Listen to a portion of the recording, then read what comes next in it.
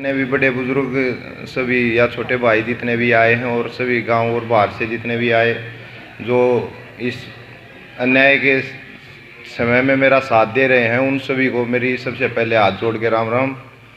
और मैं बस इतना कहना चाहूँगा भाई, जो मेरे साथ इन ट्रायल्स में हुआ वो किसी के साथ ना हो, क्योंकि हम बहुत मेहनत करते हैं मतलब, और इतनी मेहनत करने के बाद जब ये रिज़ल्ट मिलता है तो सच में पूरी ज़िंदगी शायद मैं इस चीज़ को ना भूल पाऊँ। अगर मुझे ये गेम्स ना मिलते तो अब बहुत मुश्किल है मेरे लिए इन चीज़ों को आगे भविष्य में भी भूलना।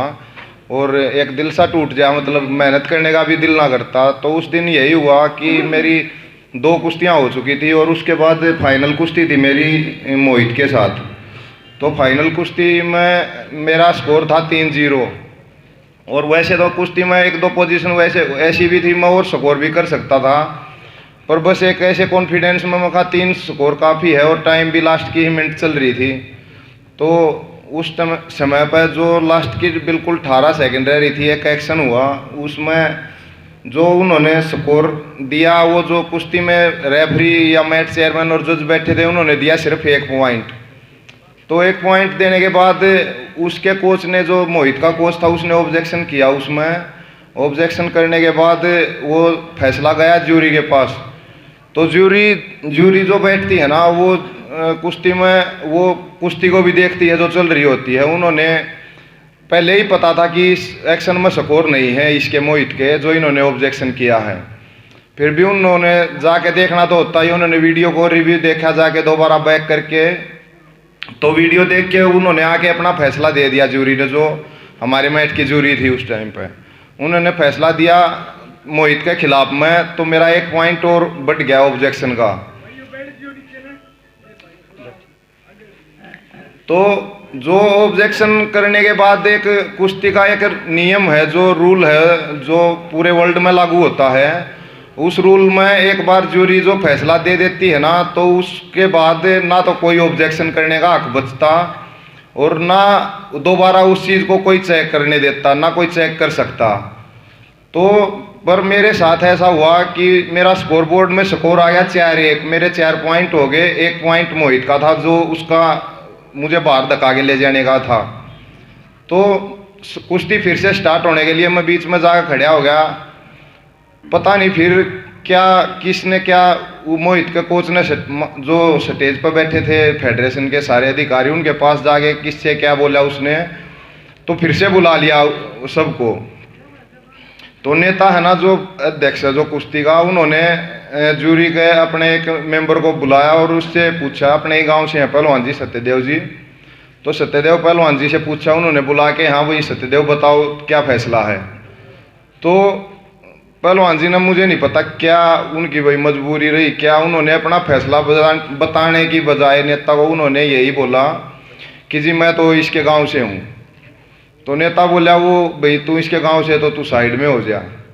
तो पर ज्यूरी में तो दूसरा मेंबर भी था, सत्यदेव से अलग वीरेंद्र मलिक था, उससे फैसला पूछ लेते जो उन्होंने दिया था।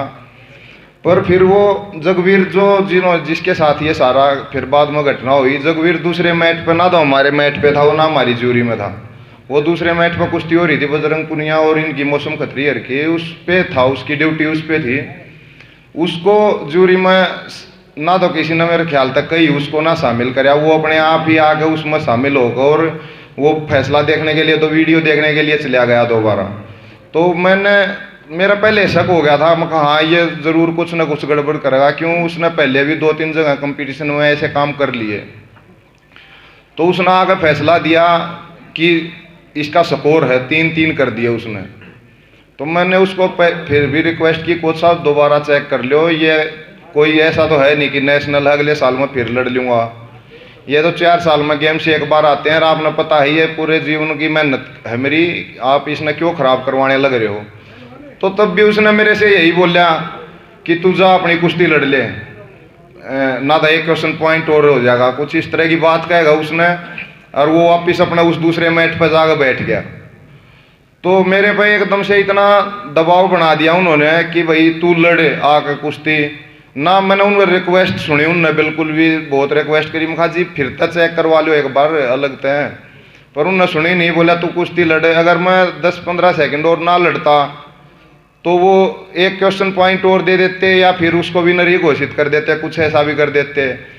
तो मैं समय था 18 सेकंड पर, बीच में जैसे रेस्ट हो गया था कोई 10 मिनट का, तो जो उसमें बिल्कुल रिलैक्स हो गया है, तो वो स्कोर फिर हुआ ही नहीं, वो टाइम हो गया, कुश्ती हार गया। फिर मैंने उस कोच को जाकर बस इतना ही बोला था, महा के मिल गया तना मेरे जीवन का खराब करके, यो ईसा तन के दे देगा। तो उसने थप्पड़ मारा, तो थप्पड़ मारने के बाद मैंने भी उसको वापस मारे। पर है ना, इस बात का जिक्र जो स्टेज पर फेडरेशन बैठी थी उन्होंने, बाकी फिर कोच थे जितने, वो सब बीच बचाव में आ गए। फेडरेशन जो बैठी थी उसने बिल्कुल एक बार भी जैसे मेरी नहीं सुनी उनका, बल्कि ये होना चाहिए था भाई जो भी ये चीज़ हुई है इसकी दोबारा जांच करवाई जा भाई, कुछ गलत होया तभी ये इतनी बड़ी बात हुई है। उन्होंने सीधा मुझे ही बोले कि तू जब भाई इसको लाइफ टाइम बैन कर दिया। क्यों, वहाँ पर जितने भी वो रेफरी थे या जितने भी उस दिन रेफरीज की ड्यूटी में थे, कोचेज थे जितने, वो सभी उनके नेता के सामने जाके खड़े हो गए कि भाई ऐसे तो कोई कल को हमने भी मारेगा।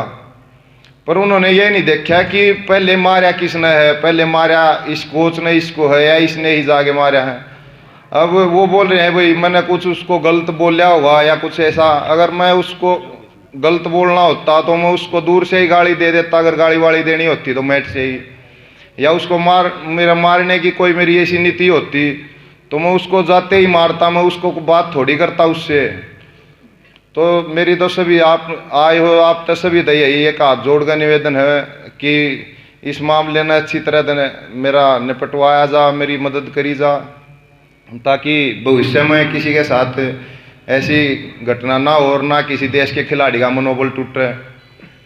ये कोई छोटे गेम तो थे नहीं भाई जो हर बार, अब ऐसा भी नहीं है कि हम फिर तो तैयारी करें या फिर लड़ लेंगे। अब ये 22 है तो ये जाके 26 में होंगे दोबारा, तो बार बार ये मौके न मिलते ही। पिछले में तो 2015-16 से घुटने का ऑपरेशन होने के बाद बहुत ही मुश्किल था मेहनत कर करके 18 में जितने भी गेम्स हुए, कॉमनवेल्थ गेम्स हुए, 18 के एशियन गेम्स हुए, तो उस चीज़ ने तो हम जैसे करते हैं तो खिलाड़ी हम ही जाना है भाई, एक फाइनल में हारने का दर्द क्यों है। मैं जितनी भी मेरी ट्रायल्स हुई उन सब में मैं सेकंड था पिछले 2016 से लेके अब तक।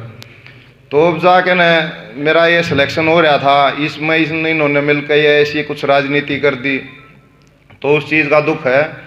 और मैं अगर मेरे स्कोर वो होते ही रियल में उसके, तो शायद मैं भी ना कुछ करता, ना मैं उस रेफरी को कुछ जाके कहता, ना या इतना कुछ घटना होती। पर उसका स्कोर था ही नहीं, इसलिए रियल में एक ये अन्याय हो रहा है मेरे साथ, उसी के लिए इतना दुख है। वरना कुश्ती तो भाई हम बहुत सी आज तक के आ रहे ना, हम बहुत कुश्ती आ रहे हैं भाई, जितने भी हैं लड़े हैं, सब पहलवान का जीवन ऐसा है, हो हार जीत चलती रहे। पर इन्होंने बिल्कुल सरासर देखते देखते एक गलत काम कराया है, और पता उनने भी है हाँ भाई गलती हो रही है, तुम्हारे फैसले में भी गलती है भाई, तुमने हाथ उठाया उसमें भी तुम्हारी गलती है, हर एक चीज़ का उन्हें पता है।